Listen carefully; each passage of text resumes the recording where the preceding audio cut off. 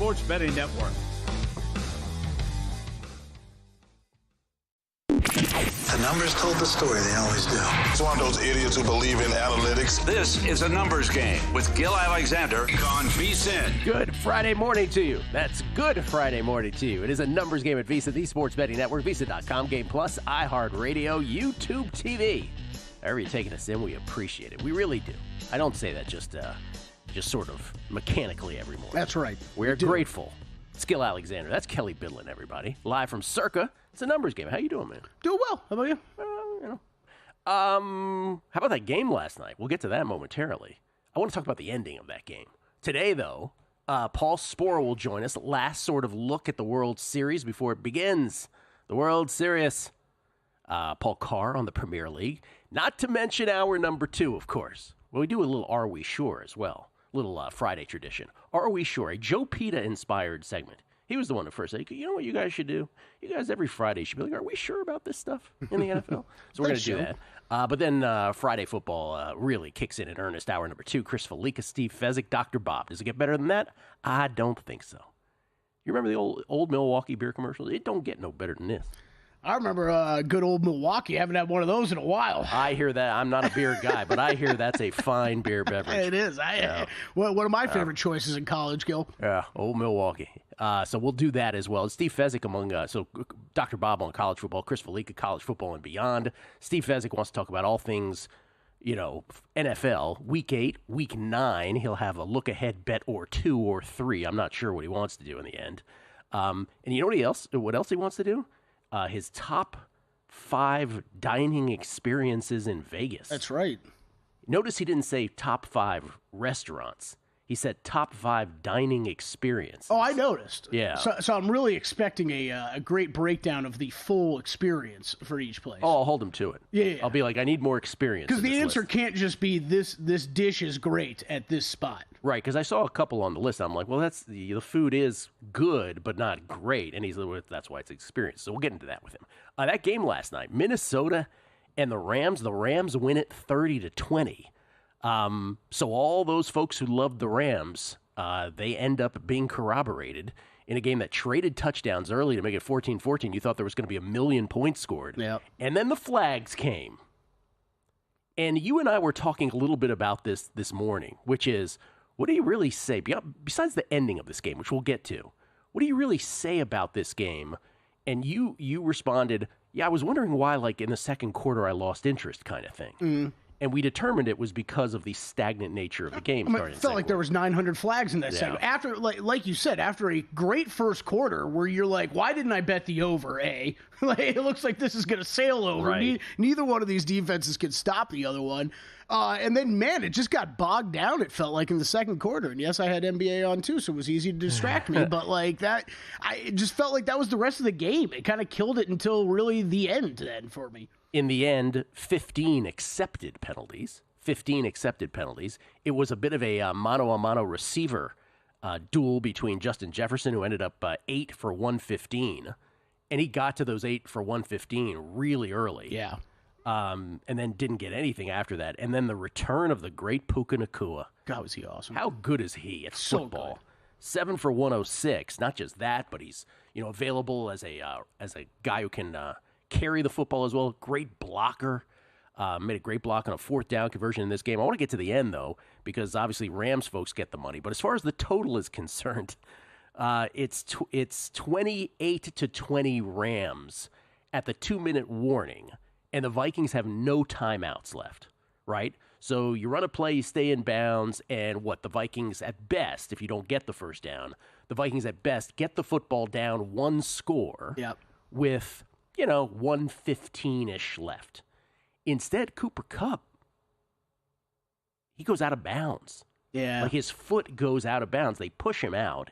And so the Vikings are given at least 30 seconds, if not 40 seconds more in this football game. What are your thoughts on just that play effort sort of thing with Kupp? Because to me, I guess it's just more of it happened. It happened, but that's a cardinal sin, man. That could have been the difference between a win and a loss. But he's going for the first down too, right? So that's where it got a little difficult to me, where it's just not the dude. You got to do everything you can to stay in bounds. Because I understand if you pick up the first, then you're in good position to put this thing away. Right. Well, that's true. It was 3rd and 12. He got 9 of them before stepping out of bounds. Yeah, that's a valid point. But still. Because, when it happens, you're like, oh, boy. Pero todavía. I believe is what the Spanish folks would say. So the Vikings do get the ball back, but they get it with 1:46 left. Again, down, it's 28-20.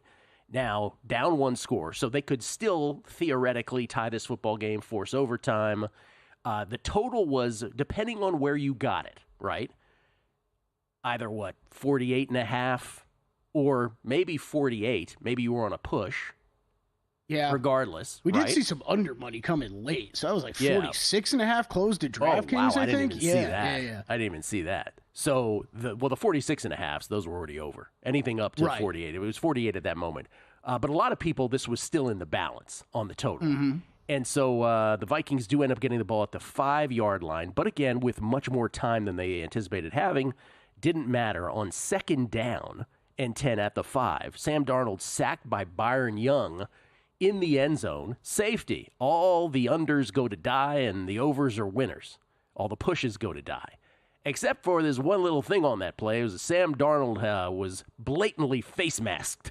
Yep. Blatantly so. Yep.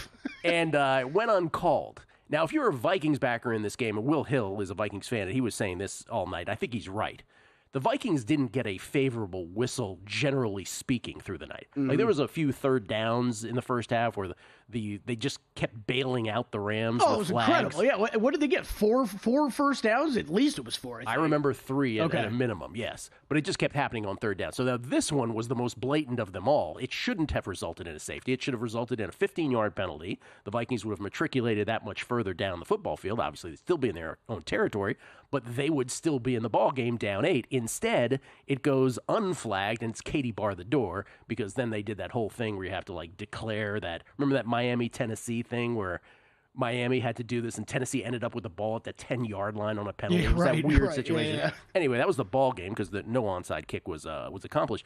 But the official explanation from the I want to say it was from the referee. Maybe it wasn't the referee, but one of the officials, whoever was doing the official explanation after the game, said that he personally was behind the quarterback, that the sack occurred on the other side of him, so he couldn't see the face mask. In other words, Darnold was facing the other direction.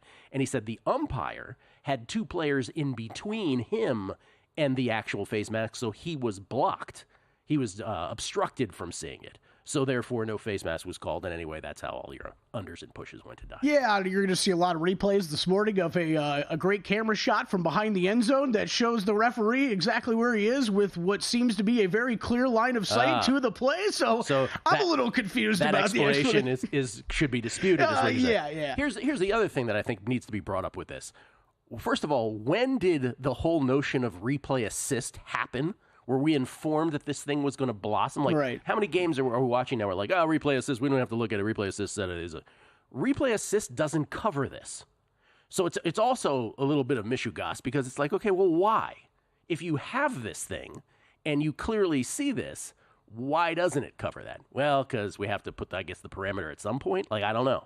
I'm kind of tired after years and years of of something like this happens, right? Yeah. And then we're always like, what's the point of replay? Because That's right. We just have to keep bringing it up because if you're going to miss something as obvious as this, correct. What's the overall point of the entire thing? Couldn't agree more. If you're going to have if you have the technology, sound like a $6 million man. We have the technology.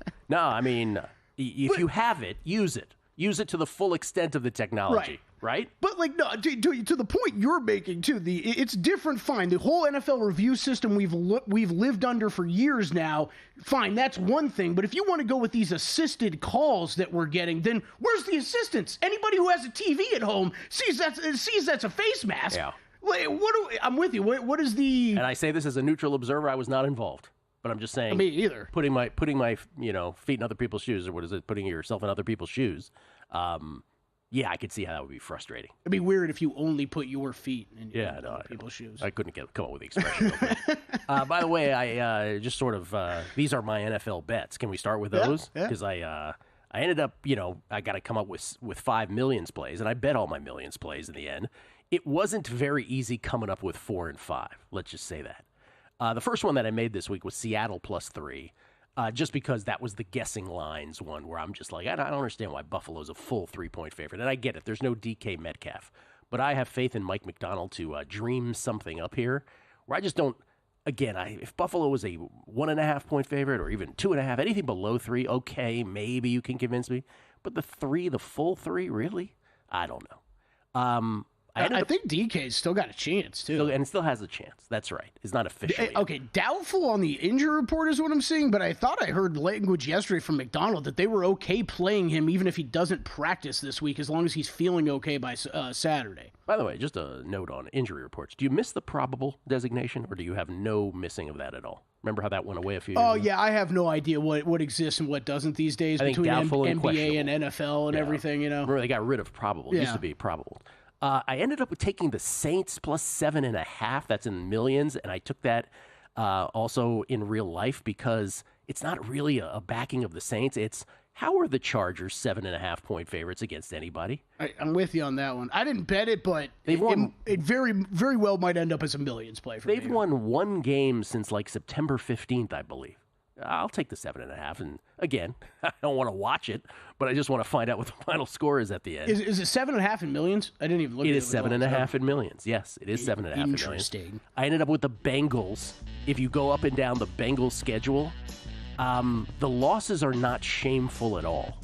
And I get it. You are what your record is.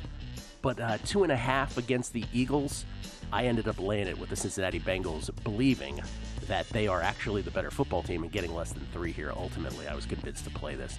We'll get to the other two in a bit. We'll take a soccer break. Well, actually, we'll do the last two coming up on the other side, and then soccer with Paul Carr next. Time. There's nothing more valuable. It's what drives everyone to make the most of every moment. We celebrate living large in the now. In a city where time disappears, we create experiences that electrify the soul and memories that will last forever. We go big, we go all night, and here, everyone is invited. So get loose and get loud. This is Circa. You'll have the time of your life. Coming up Friday on Follow the Money, big football show, NFL, college, Pat 40 on the great college schedule, Adam Chernoff picks and props, likewise Mike Somich. Follow the Money weekdays, 4 to 7 Eastern on VSiN, the Sports Betting Network. Want to see who at VSiN is on a hot streak? Go to VSiN.com/picks to see all the selections and weekly leaderboard of VSiN hosts, writers, and guests. Become a VSiN Pro subscriber and get every pick sent to your inbox daily. Just head to VSiN.com/pro. So, Paulie, have you had a chance to read the VSiN Daily yet? Yeah, came in at 3 a.m. What's Bill doing up that late? Well, rumor has it starts off with a 12-hour meditation session. Then he just pours himself over film and live TV, really focusing and taking it all in. Bill's in with the biggest insiders, talking trade secrets, strategies, the whole nine, absorbing the info. And then and only then can the writing process begin.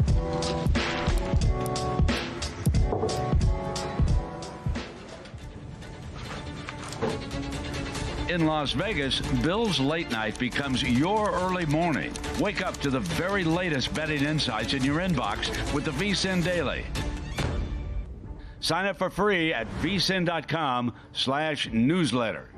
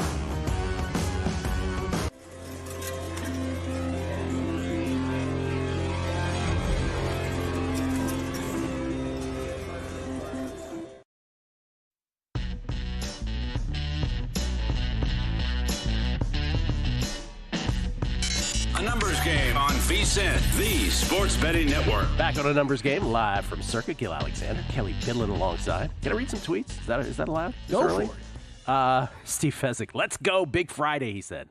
He's very excited. Oh, man, there's like tons of tweets. Steve's got a lot of things to talk about. He does. I hope we can get Dr. Bob in. And he keeps editing and rehashing and then like revamping what he wants to talk about. Yeah, Steve, you're done. I've had to resend in your graphic three times. We're doing a show. It's over. Whatever you got, we'll do it. This is, let's see here. This is Joe Lettieri. You have any strong plays on the ATP today? I do not on the men's tennis tour. Uncle Bush, I can hear. Is this the final right now? Swiss? I don't know if it's the final. Or is it quarters. Yeah, it's not the final. Uncle Bush, I can hear Todd Wishnever rant on the next pod now with his announcer bit. Darnold drops back in the end zone. There's a face mask that almost decapitates Darnold. Todd does this bit where he loses his breath, but the refs decide to screw Todd, and it's a safety. There goes the under because the refs and Hashem hate me. Yes, that's right. Todd has this bit on the Megapod where he hears one of our picks, and I never see it coming, and then he acts like, wait a minute, and he does an announcer giving the final play that ends up making my pick a loser. Well, that's what happened to him. He had the under in this game. Oh, no. Yeah, so there you go, Uncle Bush. Well done. Karma.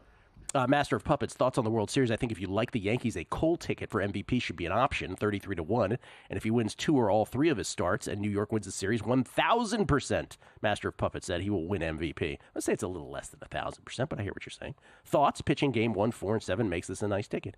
There's always the 1, 4, 7 scenario, 100%. And that exists with any team and their ace that would go hypothetically 1, 4, 7. And so, yes, if you are a Yankees, if you believe in the Yankees and you believe it's a long series, absolutely, that's a way to go. This is from Roger Jones. Morning, Gill. Just had a question maybe for Fezzik or his ilk. Yeah, he's got an ilk, all right. When the Rams scored to go up 27-20 pending the extra point, is there any rise in win expectations by going for 2? Oh, I got a lot of these last night.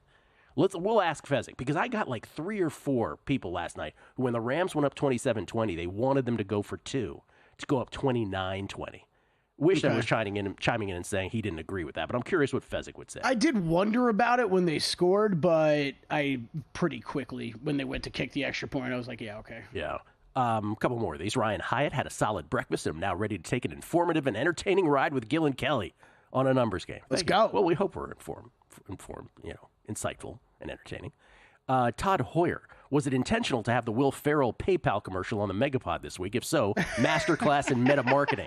I wish I was that clever that I do bits on A Numbers Game and then the ad comes on the Megapod. No, it's just coincidence. But that's cool to know. I didn't hear that. And then Brandon Kyles, old Milwaukee was about as good at going down as it was coming up the next morning. I'm totally Ron Burgundying through all these, by the way. That's right, Brandon. Good beer pong beer. Let's see. Nevada Azer. Hey, Gill, in regards to the election, if they call the victor the night of, like it has been for the majority of my lifetime, he says Trump wins. Pennsylvania, Michigan, Wisconsin, North Carolina now need days/weeks to count the mail-in votes, ? The longer the result lingers, the more its legitimacy is questioned. Oh, well, we're getting political with that one. I'll just say this, feels tight to me.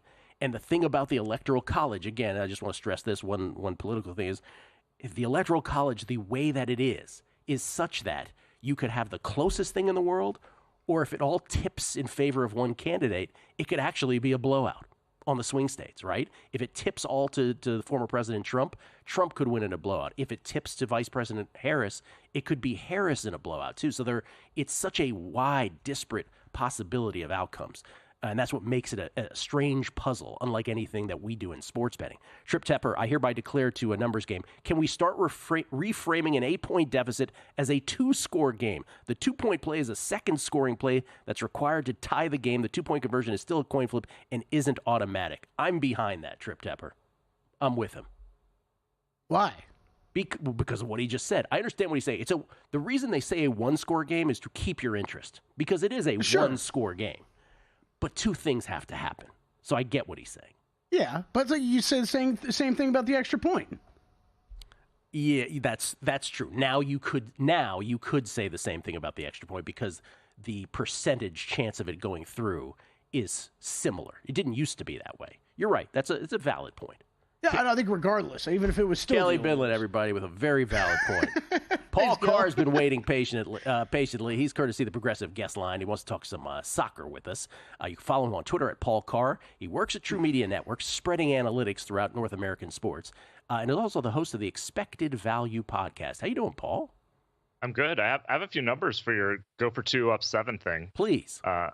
This is a few years ago. I think it was Mike Lopez ran the numbers on it, and it was basically you got about 5 percentage points of win probability by going for 2. It was roughly, it depended on the time left on the clock. That was a decent factor. That was the big roughly, caveat, yes. Yeah, like it was like 84% to 89% and 87% to 92, 93% with less time on the clock. So, that's something. There's obviously a lot of other factors, how good is your defense, how is the other team offense, That's right. That sort of thing. Because you do, if you don't get it, you open yourself up to giving up a 2-point conversion and losing. So that's all factored in. But those are all the things you got to kind of add into the percentages there. That's right. If you believe your extra point has a better possibility, if you believe the opposing team's extra point has a better success rate than a 2-point conversion would, then you probably don't go to make it 7 to 9 because you want to put that burden on them. In other words, and it's it's slightly more advantageous now than it was before they moved the extra point back, just because kicking it is not as automatic as it used to be. It's interesting. But, so slight advantage, but enough that you can kind of argue either way depending on other factors in the game. And they are arguing either way, believe me, on Twitter. By the way, really? You mentioned Michael Lopez. Stats by Lopez. For True Numbers Game listeners through the years, the most prominent Stats by Lopez stat that I always throw out is, do you know? Oh gosh, was it the win and cover? No, it's the how many games to like a best of 7 in baseball would take 86 games to even out or whatever. He just threw out 86 games. No, yeah, that's right. That a best of 7 for baseball and hockey, for the favorites to manifest, for the favorites to get through, as compared to basketball, because basketball best of 7. That for the same rate of favorites to get through in hockey, you'd have to play a best of 51. That's how random hockey is, and in baseball, you'd have to play a best of 75, which is kind of a mind-blowing stat. Yeah. But I'd love to see it in soccer because it's got to be like best out of 101 or something. best low-scoring environment. Okay, Premier League. By the way, how did the Champions League games go? It didn't go so well. I feel like I got one handicap right and just entered in, finished against Young Boys, and then Bayern-Barcelona went very differently than I expected after an early goal. I see. Okay, well, the Kelly Bidlin trend did not work. Paul Carr started it; it didn't work. Yeah, the Young Boys showed up. Can't go against the Young Boys. Yep. Let's move on from that. Let's. You have a 3-pack of Premier League picks. What do you got? I'm going to start today. We got afternoon soccer here, depending on where you're living. I'm taking Nottingham Forest to win at Leicester City today. Forest is in 8th place, which looks funny in the table, but it's really not a fluke. They're 9th in expected goal difference. They've only allowed 5 goals total in 8 games, and they give up very low-quality shots. So that's obviously good from a defensive standpoint. Leicester's in 14th, but they haven't really been that good. They're probably the 2nd or 3rd worst team in the league, depending on what kind of metrics you want to look at. The worst shot difference at -9 per game. Forest is just kind of, they're humming along. Chris Wood has 5 goals for them, 4th most in the league. They know how to find him up top. I feel like this should be a lot closer to even money. This may not be pretty. Forest likes to grind out a 1-0 win, but I think they can go to Leicester and get one, especially given a +140 price you can get. All right, Nottingham Forest +140. Shop around as always, and then 2 tomorrow. Yeah, we'll start with Brentford. This is a little juicy. It's -145 to beat Ipswich Town, and Brentford's in 13th place, and their underlying numbers don't look great either. 14th in expected goal difference and such. But they have had a brutal schedule. They've already played at Liverpool, at City, at Tottenham, at Man United. So the numbers are a bit skewed in that regard. They've won 3 of their 4 home games, all fairly easily against worse teams, which is what they have here in Ipswich Town, which is a newly promoted team. So I think Brentford should just handle stuff at home pretty easily. 2-0 type of win, something in that vein for Brentford. It's -145, so it's juicy, but you're playing a much worse team at home. I like Brentford here. All right. My records show, Gill, this is the 3rd match since Premier League started that Paul Carr has played a Brentford game. Oh, good research. Brentford has, actually, I keep going back to the well. They weren't that kind to me last year. They vastly underperformed their expected numbers, their underlying numbers and such. But continuing to beat my head against the wall. So here we are. And Everton Fulham over 2.5 goals for the official Paul Carr segment? Yeah, over 2.5, minus 115 tomorrow. Everton has holes at the back, injuries and such. Raul Jimenez is on fire for Fulham, scored in 4 of his last 5 overall. And Everton tends to have possessions. I mean, lots of possessions, meaning it's an open game back and forth. And Fulham will think they can win this, so I expect this one to be open in that vein. Feels a lot like a 2-1 game, one way or the other. I don't know which way it's going to go, but I think we get goals in this one. All right. All of that will be reprinted at VSiN.com/picks for subscribers. Real quick before you go, the big one, I know you don't have an official play on this, but Arsenal-Liverpool, what are your thoughts? And I'm going to end up playing Liverpool around plus 190, to be honest. Arsenal's got a lot of injuries. Saliba, Odegaard, Saka all look like they're not going to play. So I like Liverpool on the road here. Who did Dallin have yesterday? He played the under. He played the under. He's an Arsenal fan. Yeah. He played the under. Tell Felica I'm taking Liverpool to get off my back. Should have passed that on. Hopefully he'll show up a little later on. Thank you, Paul. Appreciate it. You bet. Have a good weekend. Paul Carr, everybody, at Paul Carr on Twitter. Let's talk some baseball. Paul Sporer next. And they're off.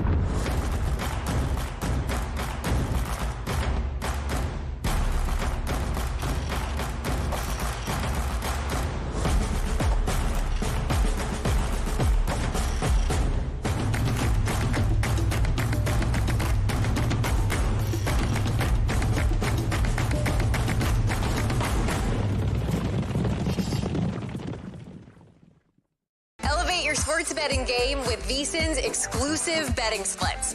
Stay ahead with real-time market trends and track bet percentages on any matchup, then uncover the edge by comparing them to the amount of bets placed to find out where the sharp money is headed. Upgrade to VSiN Pro to access betting splits, live odds, line moves, power ratings, and in-depth game analysis. Go to VSiN.com/pro to join VSiN, the sports betting network.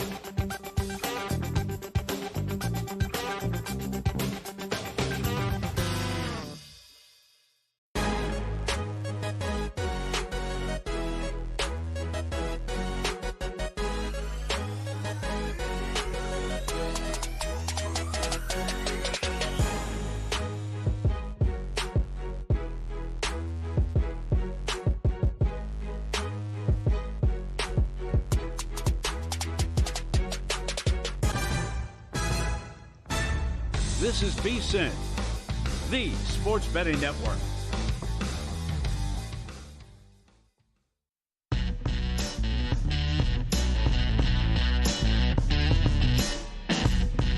A numbers game on VSiN, the sports betting network. Are you the type of player who's looking to get down $10,000 or more on an NFL line at the best price in the market? Or perhaps you're looking to get your in-game play instantly accepted? Introducing Sport Trade, the app that's going to change sports betting forever. Minus 104 lines instead of the typical minus 110.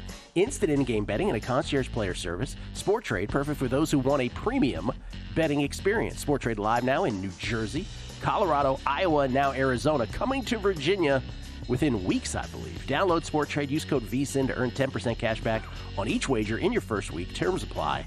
You must be 21 years or older to play. If you or someone you know has a gambling problem and wants help, call or text 1-800-GAMBLER. Just a few tweets here. We get tweets at Beating the Book.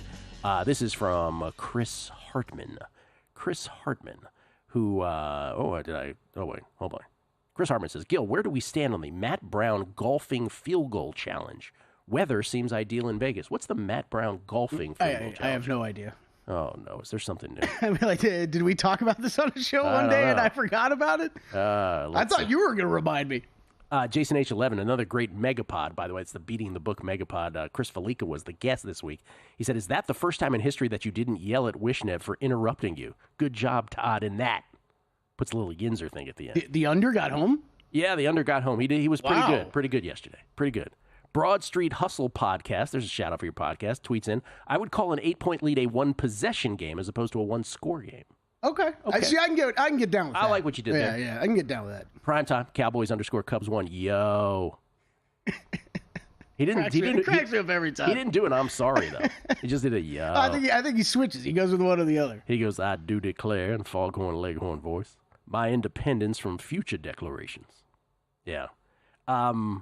Yeah, it's getting much. And I shouldn't say it never works because it did work the other day. What game was that where it worked? It worked in that game. I don't remember. Yeah, standard one. And then, let's see, Jerry Robertson says, we need Jason's World Series MVP observations. Remember Soler at 30-1.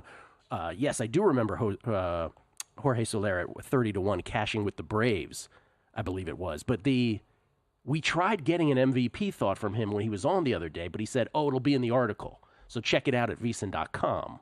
Oh, yeah, he did say that. He did say that. So I don't know if it's up yet, but Jason will have that at VSiN.com. You know what, Gil? I bet it's a Dodger. I bet it's a Dodger. Oh, and by the way, Jack Larkin from Sport Trade just tweeted, and he said Sport Trade is now live in the Virginia Commonwealth as of yesterday. Nice. There we go. Thank you. That's a live update on Sport Trade, now live in Virginia. So we appreciate that as well. Paul Sporer joins us, ladies and gentlemen, courtesy of the Progressive Guest Line from his home in lovely Austin, Texas, where he was. Just see that he's just gazing out the window at the beautiful sunshine. He's got the alternate San Diego Padres hat on. What's the sweatshirt? Just a light blue, Carolina blue kind of thing. Yeah, just for an influencer. Yeah, he sold it. I mean, they sold it. Wait, what? I kind of want more details. He doesn't want to promote the influence. No, I do. I got no problem with it. A YouTuber who sold it. His name is Ludwig.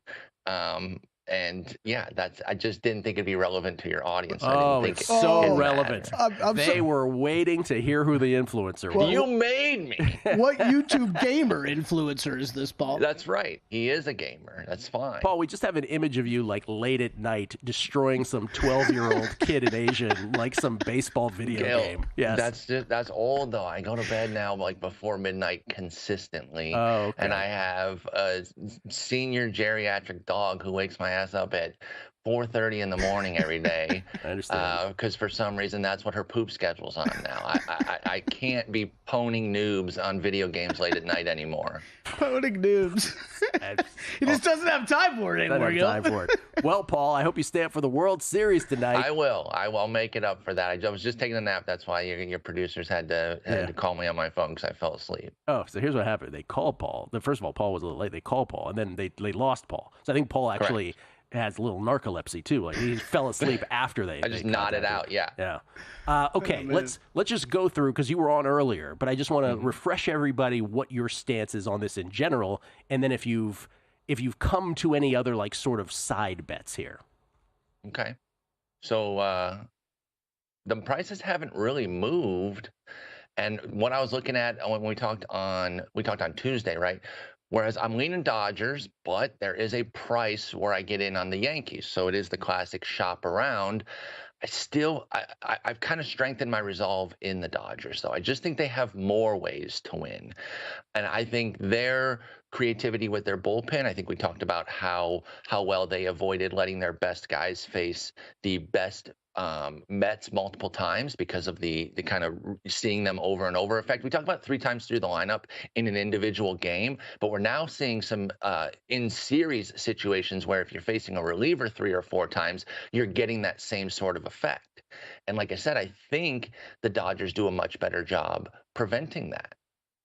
I'm with you. Like I think even before you were on this week, I had the same similar kind of argument, which is the Yankees' path is much more narrow to me.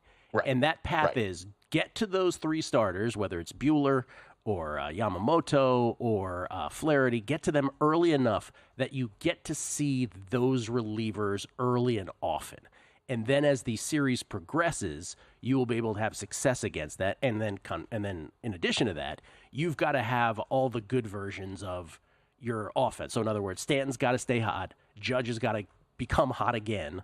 And then the real thing is the Volpes and the Torreses of the world getting on base has been such a big thing for them in the postseason. So you have to have that kind of stuff happen. Whereas the Dodgers, I'm with you. If a couple players, if Kike or Teoscar or any of these guys don't have a good series, or if one of the big stars doesn't have a big series, that's okay. We got 13 more great players right behind them to make up for it. Right. And notice how at least, you and I specifically, we're kind of unbothered by the fact that Freeman could be a complete zero factor in this. And that barely registers because of their depth. And again, it's just so many more ways to win here for the Dodgers. And that's why I keep winding up back toward them because the Yankee number hasn't gotten high enough for me. Any MVP thoughts from you? Like I said, I think I said this on Tuesday too. I'm always down to go off the board a little bit. I know you had highlighted the Mookie one. That's probably the best favorite that I like. I really love Teoscar. He's the kind of guy who can pop off for 3-4 homers in a series. That's a way to get it. You mentioned Glaber and Volpe and how instrumental they've been. That's another avenue. If you are on the Yankees, I think you go with a non-Judge Soto Stanton situation there because, again, going with the favorites, I just don't think it's necessarily worth it.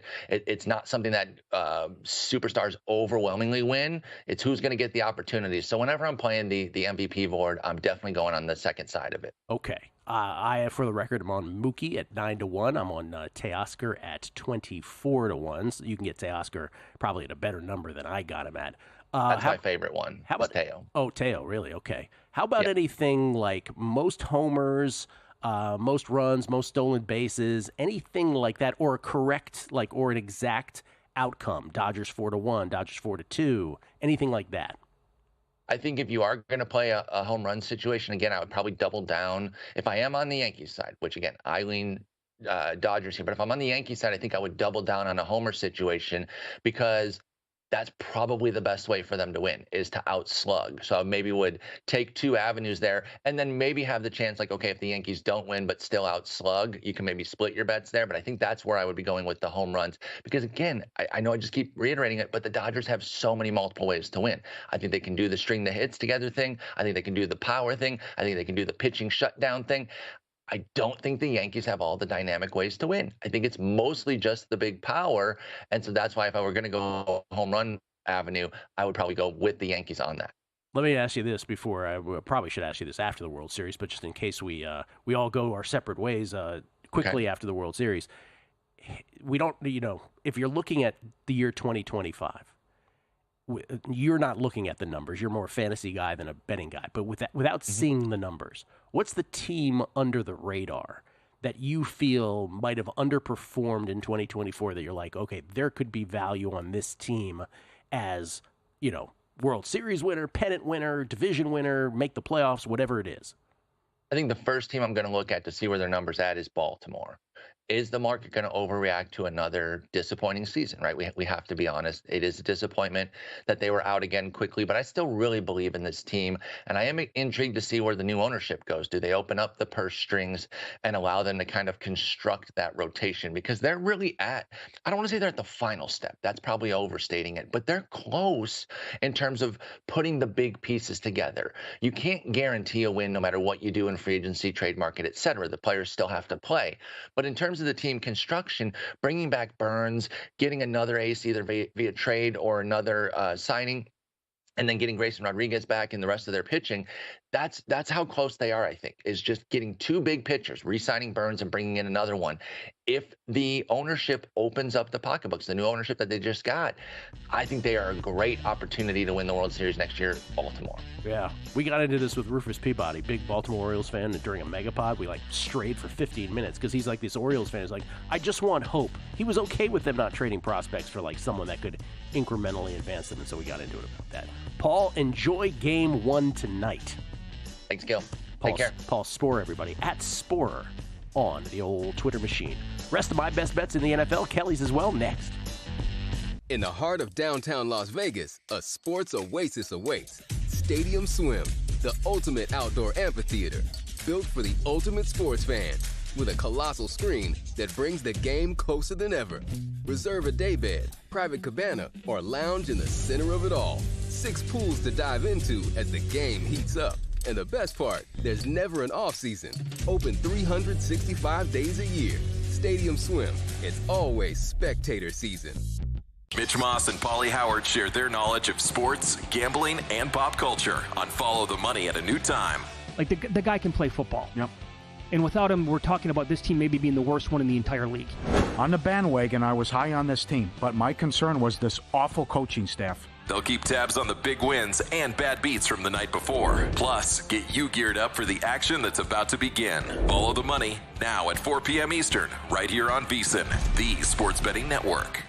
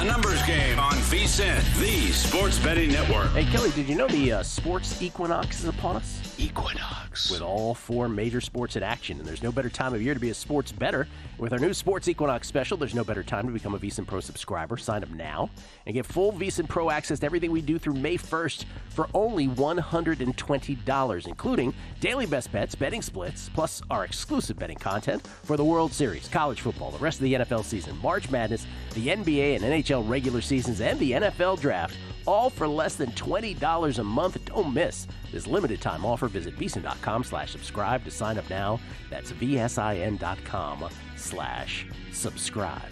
College basketball betting guides out. Yes, as of 2 days ago. Did we get a tweet yesterday? I think in hour 2, I think it was in the back about NBA live betting strategies. Yes, we did. We did, right? There's an article in the NBA betting guide for you on that. Do that move again?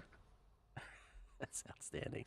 Did you write that article? I did write that article. That's nice. right, yes. Don't you do that every year? I do, yes. All right. It's just me and you talking. Nobody's listening. Did you just copy and paste it? Or it was slightly updated from a year ago. Yeah. Okay, just curious. Sorry.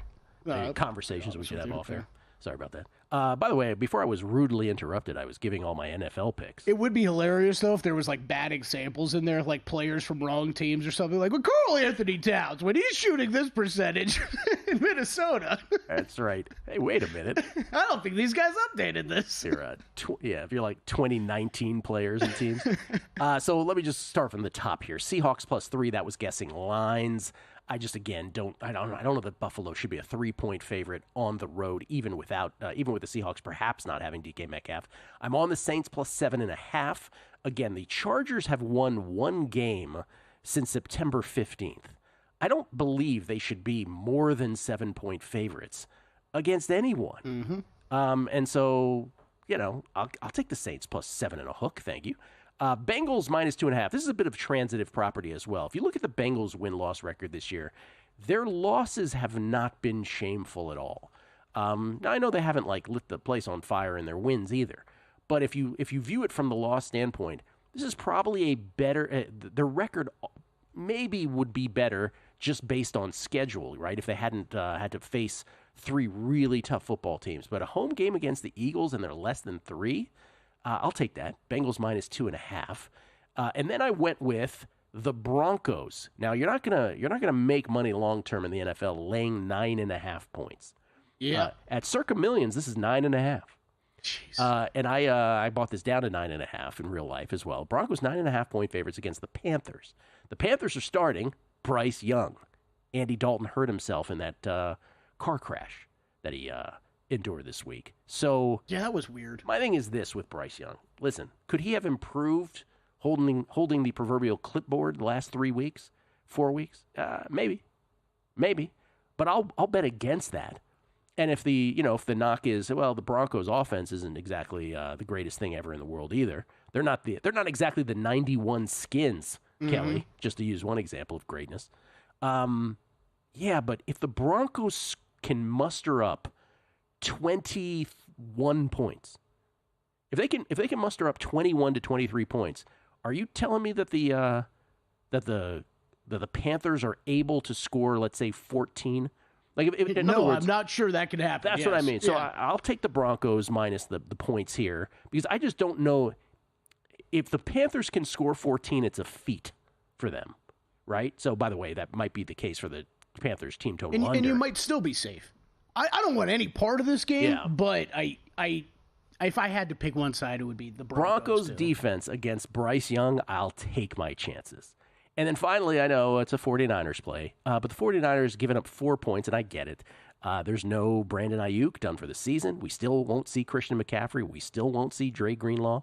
Brock Purdy did not look good last week against the Chiefs, but it's giving 4 points against the Dallas Cowboys, who are a absolute nightmare right now, internally as well. Did you see that tweet with all the first of all, there was the Jerry Jones threatening to fire those local radio guys thing. Yeah. Then there was that tweet from former players who are so happy to be on other teams because they said, tours of the Cowboys training facility is such a distraction. So they're dealing with that sort of publicly as well. It just, the Cowboys still haven't fixed their running game. You're What only running game? That's what I mean. You're only giving 4 points. I'll take the 49ers. Those are my 5 plays this week. Yeah, that was very bizarre. Just hitting on that story again. Like CD Lamb and like Dak Prescott had to comment on it. And like, what? This is so weird. At the end of the day, though, the Cowboys are just different, right? Like the Cowboys are just a different franchise. If you're gonna play there, like you're gonna work there, like it's different being at the Dallas Cowboys. And I'm leaving out the part where Jerry Jones went publicly after Mike McCarthy this week. Oh gosh, that was awkward. Yeah, I'm with you. At first, this game I had no interest in. I'm getting closer to betting San Francisco. It is. I think with Parsons looking like he's not going to be there for Dallas. And like you said, it's been a disaster inside that building. So I might be there with you. As far as bets that I have made, I haven't added anything since opening lines. We talked a lot about these on Monday. Buccaneers, I've got a terrible number on them because I'm laying 2.5, Gill. Not catching 2.5, laying 2.5. Those are the mistakes that happen when you make a bet before Monday Night Football and 2 star wide receivers go out.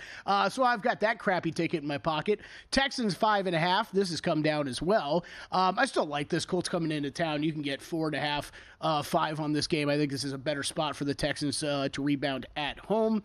And then I do have the Bears on the opener catching a point. Oh, you got the best of that one. Yeah. And then, I guess I could still wildly swing this weekend if your boy Jaden does play. It could. And then Bills, me and you, Oppo on this one. Bills I am laying 3 with. And I have not added anything all week, which has kind of shocked me. The Jaden Daniels thing is a little interesting, right? Because it's still listed as they're guarding the injury very closely. Uncertain. I'm going to say like a 9% chance he plays. 9? 9. You did the numbers? Yeah, 9%? I'm going to go 9, yeah. I'm going to go 12%. How about that? I don't think it's that bad. I don't think it's something you need to worry about long term, but it's also... Like I said, say like if you're the Commanders, I know this is a cool record that you started with. What's the rush, though? There is no rush. There's no rush. And a lot of people were nice because they're like, oh, my God, are you okay? When he got hurt. And I'm like, I choose to view this, I'll repeat what I said on Guessing Lines. I choose to view this injury as, again, the parallel to RG3's spectacular 2012 season with the Skins, where he ended up spraining his knee against the Ravens and then blew out his knee in the playoffs against the Seahawks. If this is the injury part for Jaden Daniels, let this be the worst thing that ever happens to him. I choose to view it that way. I choose to view it as a positive spin. Which brings us to, are we sure? You ready? Week number, we don't have any intro for Are We Sure? No, do we we? don't. We might have to work on that. Estamos seguros? That's what we should just play. Somebody should be saying that. Everybody translate it. Week 8. All right, I'm going to start with the Commanders one then. Are we sure the Commanders can't win without Jaden Daniels? Can't win? Yes. Can't win a game, or can't win meaning get to the playoffs? He's a smart guy. Left it open-ended for a reason. I see what you did. I wanted to see where you went with it. I am sure that they cannot win with any consistency with Marcus Mariota as their quarterback. I am sure that they cannot win consistently with him. Okay. Yeah, like I think a lot of people are like, oh my God, Marcus. Maybe. A game, maybe. Yeah. And especially if you're playing the Panthers like they were last week, sure. But Marcus Mariota is not scaring anybody. So no, I am pretty sure they can't win without Jaden. Okay, a team you're picking on this week. This worked out well. Are we sure the Chargers should be minus 125 favorites to make the playoffs? No. I know people love Jim Harbaugh, and I get it. He's a great coach, no matter what level he's coached at.